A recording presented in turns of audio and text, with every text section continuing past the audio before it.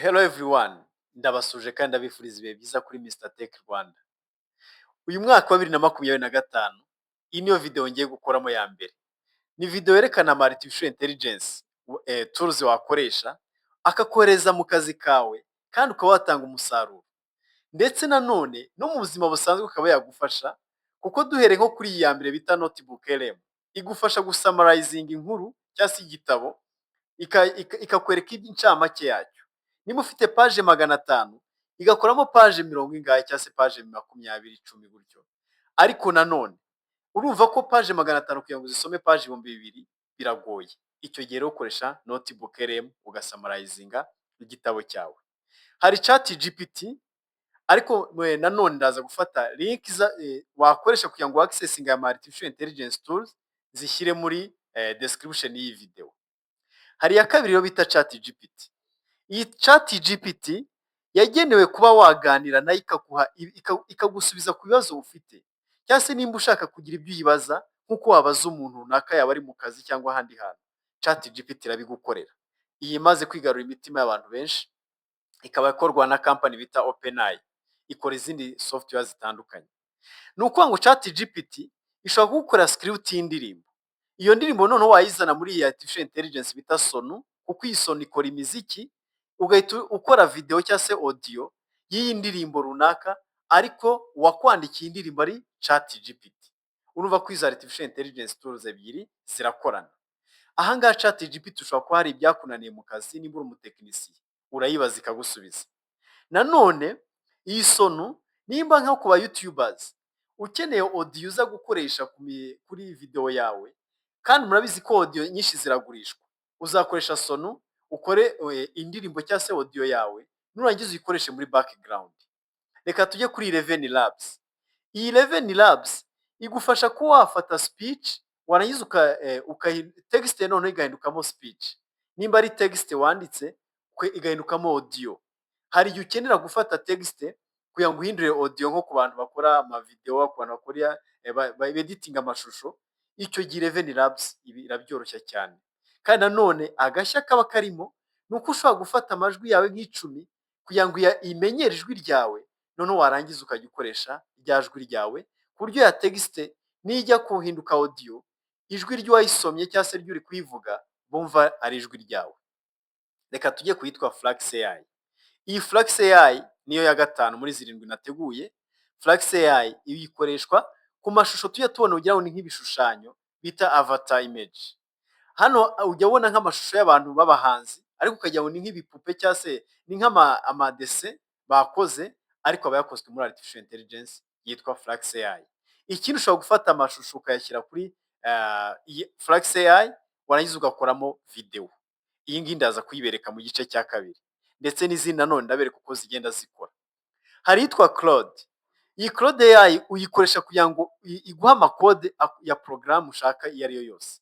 Wowe uyiha icyifuzo cyawe, ndashaka gukora program ikora ibi n'ibi n'ibi ya inventory management, program yo kumanaginga pharmacy, program yo kumanaginga ibitaro, hospital management system, ariko yanditse muri PHP, yanditse muri cyangwa se muri Python, ikoresha database ya PostgreSQL cyangwa se SQL. Nirangiza ya Claude iraza kuguha za code uza gukoresha. Iyi ngiyi ni ukuvuga ngo iri dedicated cyangwa se ikora cyane kuri programming bita Claude. Bivuga ngo nta muntu utakora programme muri iyi minsi, upfa kubuzaho uyiraninga. Reka tujye kuyanyuma bita Hygiene. Iyi Hygiene uyikoresha kugira ngo ube wakora video iturutse kuri text. Wowe ufate text uyishyire muri Hygiene AI, nirangiza yo igenerating video. Anga ushobora no gufata link ya website, yarangiza noneho igafata ya makuru avuye kuri iyo website igahita ikoramo video. Niyo mpamvu rero kuko nari nabibabwiye, izi artificial intelligence uzikoresheje ukamenya kuzikoresha neza, mu kazi kawe birakorohera, kuko chat GPT uzayikoresha uyibaza ibyo ukeneye. Nimba ukeneye gushyiraho nka cover page, wakoresha Flux AI ikora cover page nziza. Nimba ukeneye kumenya, nimba uri mu IT ukeneye kumenya programming, wakoresha cyangwa se kugenerating amakode, wakoresha Claude. Nimba ukeneye gukora imiziki, wakoresha Sonu. Nimba ukeneye kukonvertinga ama text muri audio, wakoresha Eleven Labs, cyangwa se gukora ama video wakoresha hygiene, ndetse no kuhakora summary y'ibintu runaka kugira ngo ubahe incamake wakoresha notebook. Icyo gihe urumva ko uzaba kandi izi zibikora mu gihe gitoya, urumva ko uzatanga umusaruro kandi nawe utagize gute, utavunitse. Mu gice cya kabiri cy'iyi video rero ngiye kubereka uburyo izi artificial intelligence uza accessinga n'uburyo ushobora kuzikoresha mu ncamake, ariko nanone ndabasaba gukora subscribe, like na share ku buryo video zizajya ziza muzajya muzibona kandi mukazibonera igihe, ndetse n'undi muntu mubona wakenera kuri izi audio. Niyo mpamvu dukenera gukora share izi video akamenya izi artificial intelligence tools, mukaba mwamusharingaho iyi video. Niyo mpamvu muri description murasangamo amalink abereka uburyo mwa accessing izi artificial intelligence tools, ntimucikwe.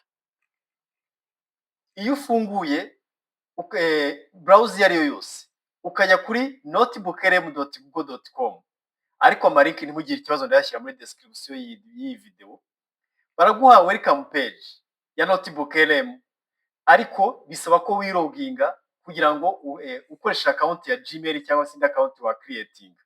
Ahangaha barakubaza igitabo ushaka gusummarizinga ubwoko bwacyo. Niba ushaka gusummarizinga igitabo hano ushaka ku-uploadinga video, ariko ahangaha ushobora gukora create. Ninkirika kuri create harafunguka indi page ngiyi hano. Iyi page murabona ko iri kunsaba ko na uploading igitabo cyangwa se ko mfata igitabo kiri kuri Google Drive. Ushobora gushyiraho link cyangwa se niyo yaba ari YouTube ushobora gusummarizinga, ariko ushobora no gukopia text hano narangiza nkaza nkayipestingamo, narangiza ngakora insert. Icyo gihe bahita basummarizinga cya gitabo mbahaye. Ngiye ahangaha ni notebooklm. Reka tujye kuri ChatGPT. Yo musanzwe abenshi basanzwe bayizi. Reka nongere zoom y'iyi browser. Ahangaha ni ukuvuga ngo urabona bari kumbaza ngo what can I help with. Reka nyisabe inkorere script y'umuziki noneho ngukoreshe muri Sono kugira ngo generate nkore indirimbo. Reka nyandikire could you please create for me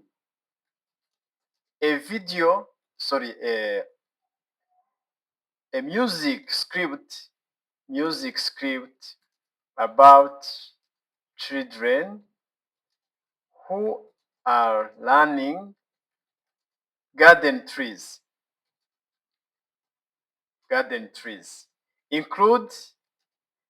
Include instrumental and good melody for children.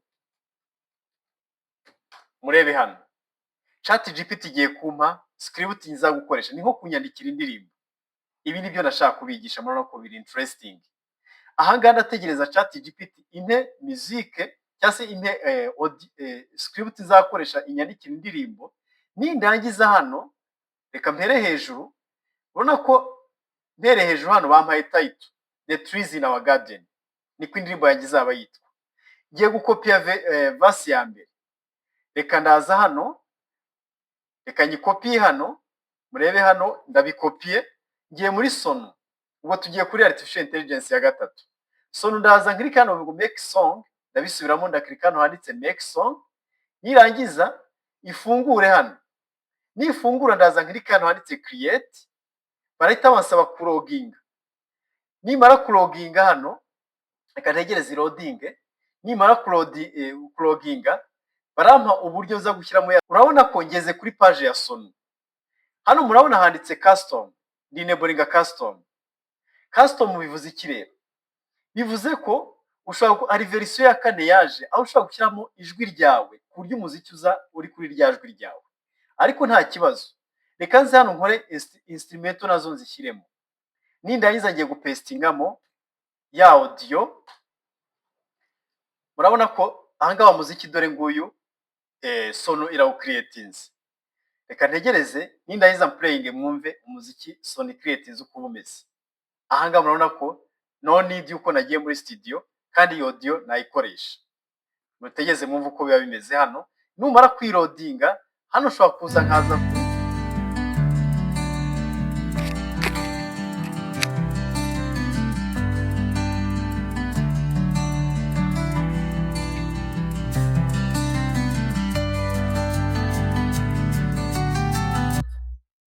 murumva ko wa muziki maze kuwucreatinga nshobora no kuwudownloadinga hano, nkaba nadownloadinga audio cyangwa video. Hano baransaba nimba ari nshaka gukoresha audio, ndaza nkirike hano kuri audio, cyangwa se nimba ari video nkeneye nkirike kuri video. Iyi ngiyi ni iya gatatu turebye.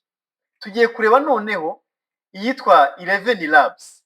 Iyi 11 Labs idufasha gukonvertinga text muri speech. Ahanga muri kwibona nanditse hello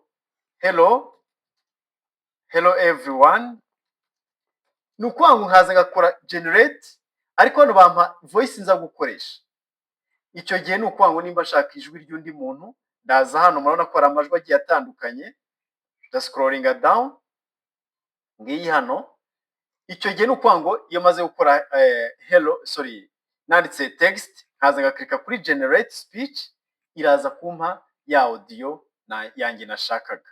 Bona ko ngiyi hano audio ibaye generated. Ni hano uzumva rero rimwe na rimwe ukumva video uri kureba kuri YouTube amajwi arimo hari ukuntu avuga, ariko nukwanga ushobora no gucustomize ibyo tuzabireba nyuma ugakoresha ijwi ryawe. Iyi ngiyi niyo bita 11 Labs. Tugiye kwitwa Flux AI. Iyi Flux AI nayo idufasha ko wafata wakora za video za audio tujya ama images tujya tubona, ukabona ntuzi ukuntu ameze. Dufate nk'iyi image, ubona ko ntago iyi image uri kubona si ifoto neza y'inyamaswa, ariko hari ukuntu iyi foto imeze. Nukwango wayikoreye muri Flux AI. Ahangaha ushobora guklika kuri try now, warangiza hano irafata text and image to image, igukorere image, ariko image imeze nkaho wayishushanije. Reka dufate nk'iyi aya mafoto.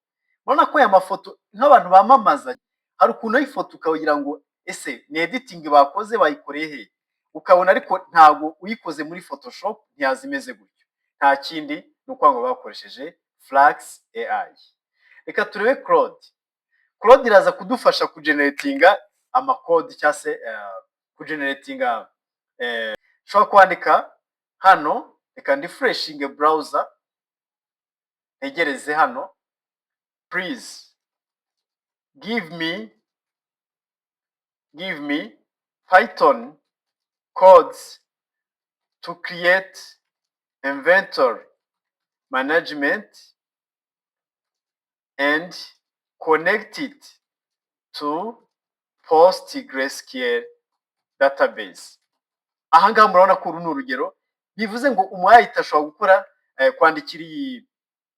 kwandikira iyi artificial intelligence, yarangiza ikamuha amakode y'ibyo ashaka. Reka klike kuri enter, nirangiza murebe commande igiye kumpa uko zimeze, cyangwa se amakode igiye kumpa uko ameze. Reka ntegereze gato hano, murabona ko irimo iraya generating. Murebe hano, bivuze ngo ntabwo uzavuga ngo ntabwo uzi Python. Ndaza kubereka uburyo ushobora kujya uraninga amakomande muri Python mu yindi video nza gukora, ariko nukwango iza artificial intelligence murabona ko impaye commande za Python nza gukoresha. Ninkora summary hano muze murebe, ahanga ndabwira abantu babayiti cyangwa se n'abana biga muri za secondaire, reka tuve mu kintu cyo kumva ko tuzandika hello world, isi irimo irirukanka, ahubwo tugomba kwiga artificial intelligence n'uburyo akora, kugira ngo niba waguhaye task umenye uko uyigeneratinga, ariko bizasaba kumenya ndayigeneratingira he. Nukuvuga ngo hano Python nimba utazi Python iguhaye amakomande. Ahangaha murebe impaye commande za Python. Iyi ni database uko nzayicreatinga muri PostgreSQL. Nindangiza hasi, dore ko module zizaba ziri muri program harimo product management, inventory tracking, transaction history, stock level monitoring na Postgre integration.